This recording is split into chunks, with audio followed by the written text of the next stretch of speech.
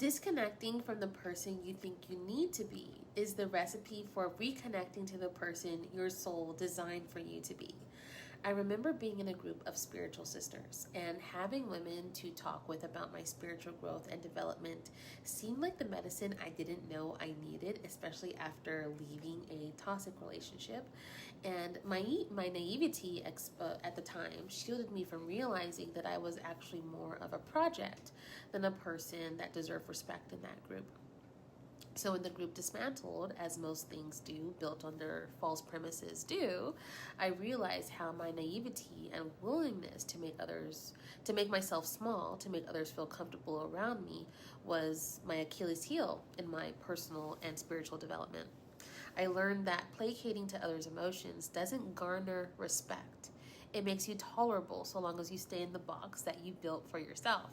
So, even worse, it makes you appear inauthentic and manipulative, even if your manipulations aren't coming from a malice place.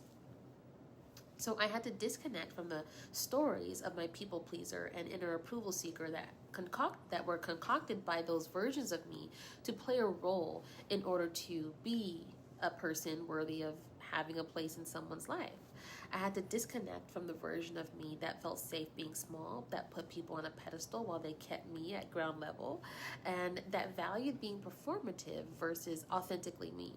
The more I disconnected from the energetic baggage of who I thought I needed to be, the more I reconnected with the version of me that my soul meant for me to be. And my self-denial blocked my access to my spiritual gifts, is what I realized. And my self-acceptance is what opened up the floodgates to my spiritual gifts.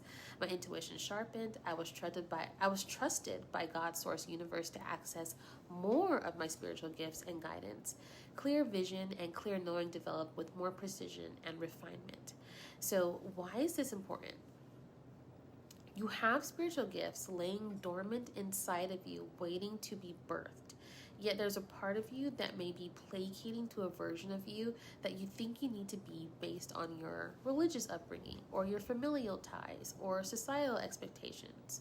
Imagine how it will feel to disconnect from the stories that keep your spiritual gifts hidden. Birth the version of you that comes out when you sing in the shower or dance in the mirror when no one's watching. We're living in a time where you need to see beyond what looks good on paper or what makes sense on paper. And accessing your spiritual gifts provides you with that high level of discernment needed to make day-to-day decisions for your life.